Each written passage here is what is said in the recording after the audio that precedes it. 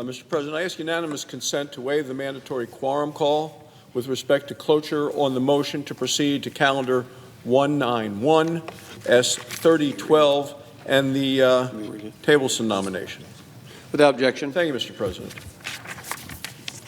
Mr. President, today is day 23 of the Schumer shutdown of the government, and we just heard the minority leader right here on the floor continue to practice the politics of pain, and it's pain felt by the American people. Remember, Senator Schumer is the one that said to the press, every day gets better for us. I don't know who us is. It's not the American people, not the people who come to work all across the country, the Wyoming National Guard, people all around America, people in your state as mine, Mr. President, people who aren't going to get paid. Senator Schumer said, can't we do anything about it? Yeah, they could vote to open the government. Yesterday, they decided once again to vote to keep the government shut. And tomorrow, hundreds of thousands of federal workers are going to miss their paychecks because Chuck Schumer and the Democrats will not vote to open the government. Won't do it, haven't done it. 23 days. Democrats have now set the record for the longest full-time government shutdown in American history. In previous shutdowns, some of the agencies stayed open. Not now. Longest history of the United States government shutdown of the entire government. Because this time no one's getting paid. Not the police officers who had to come in during the so-called filibuster by the senator from Oregon, Senator Merkley. None of the people at the desk, none of the people who were working around the Capitol, none of even the Democrat staff or the Republican staff who were here as Senator Merkley droned on and on and on through the night, reading the same poem 4 times. To no avail. It was rubbish, all of it. Democrats have shut down this government, and they are punishing the American people as a result, and they're more concerned about playing politics than they are about protecting working families. It's a big game that they're playing as American families suffer, and they don't seem to care that families are suffering. They're actually bragging about the fact that families are suffering. This is the whip, the Democrat whip in the House of Representatives. What did she say this week? It wasn't just some slip of the tongue. She was in an interview. There's a video of her on television. I saw it earlier this morning, of saying, of course there's going to be families who are going to suffer. Of course, she says, there's going to be suffer, almost gleefully, because it's one of the few leverage times we have. That is the Democrat whip of the House of Representatives. You may have served with her, Mr. President, when you served in the House before coming to the Senate.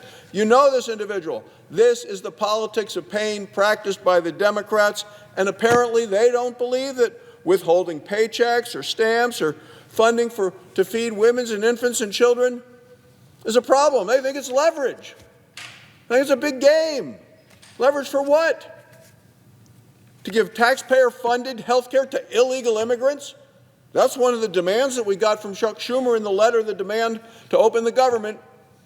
Lay it all out there. What do they want? Lots of things, including health care free, paid for by taxpayers for illegal immigrants. They wanted $1.5 trillion in permanent new spending added to the debt. Because who are they trying to impress? The radical wing of the Democrat Party. Their radical left wing. That's what the Democrats are trying to do. That's what Chuck Schumer is trying to do. He doesn't care. He's standing here talking. He's only talking to one group. It's the radical wing of the party, the people in New York who've nominated Mondami to be the mayor of that city.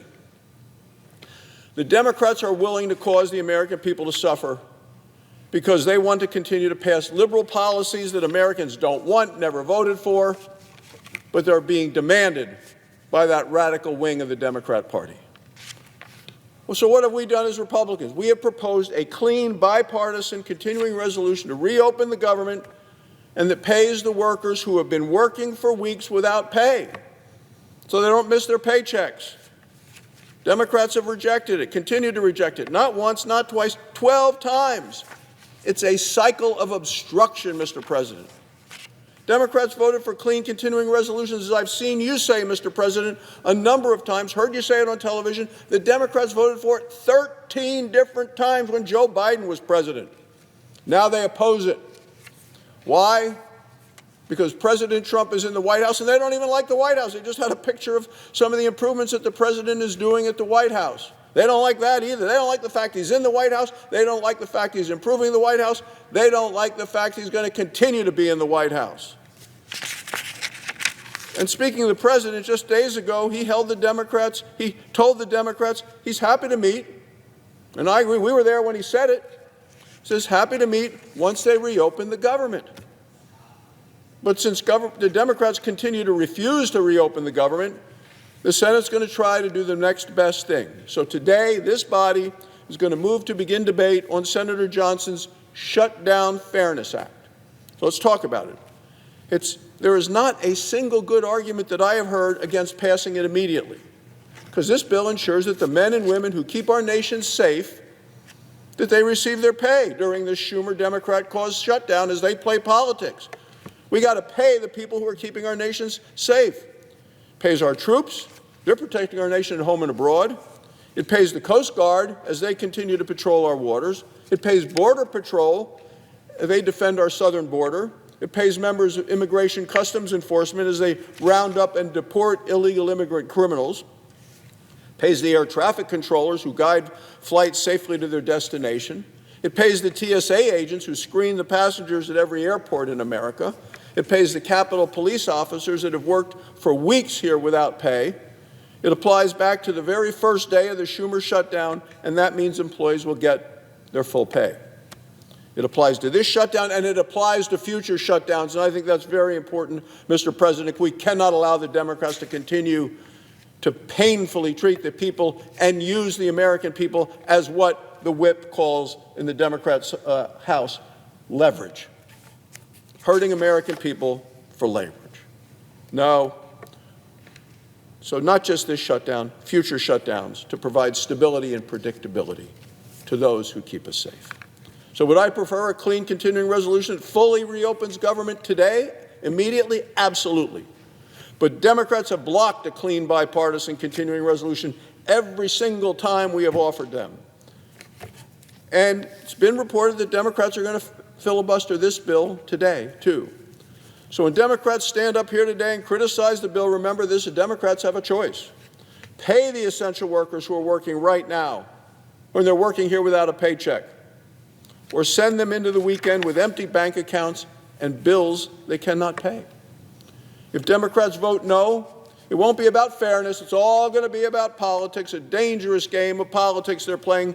Because remember what the House Democrat whip told the press. She said, of course families are going to suffer. This is a Democrat. Of course, she says, families are going to suffer. And this is one of the few times, the few leverage times we have. It's not about helping the American people. It's about taking advantage and using the American people maliciously, terribly, disgustingly, disgracefully.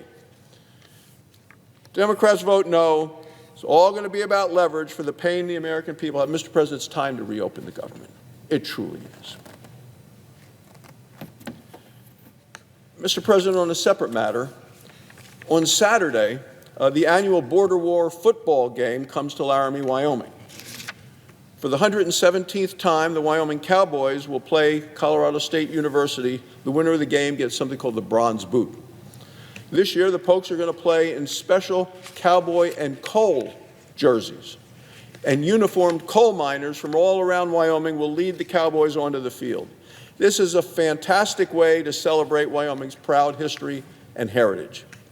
And in Wyoming, we have world-class coal. Wyoming's Powder River Basin provides nearly half of all the coal produced in America. It is clean coal. It is low-sulfur coal. We have enough coal to power America for at least the next 100 years. Here in the Senate, Republicans are also celebrating this vital industry.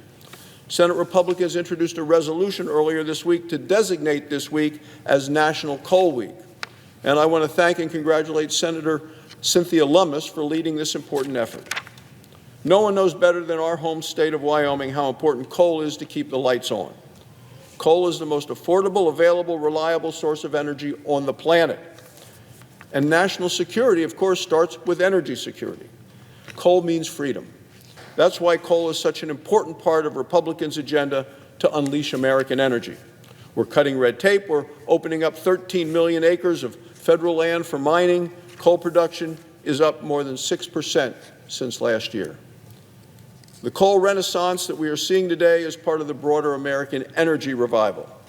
It was even reported this week that the price of gasoline has fallen to below $3 for the first time in 4 years. You didn't see this when Joe Biden was in the White House and they were fighting American energy and making us desperate for energy. Oh no, we're now heading into an energy-dominant time for America. Across the country, families are feeling the financial relief that comes from returning to common-sense energy policies. Republicans know you can protect the environment without punishing the economy. Democrats never understood that. And in Wyoming, we know better than anyone else. America is an energy superpower. Wyoming is America's energy breadbasket. We have the resources, we have the workers, and now we are acting like it. So as we mark National Coal Week, Mr. President, I want to thank the great men and women of our coal industry in Wyoming and across the nation for helping make America energy dominant once again. Thank you, Mr. President. I yield the floor.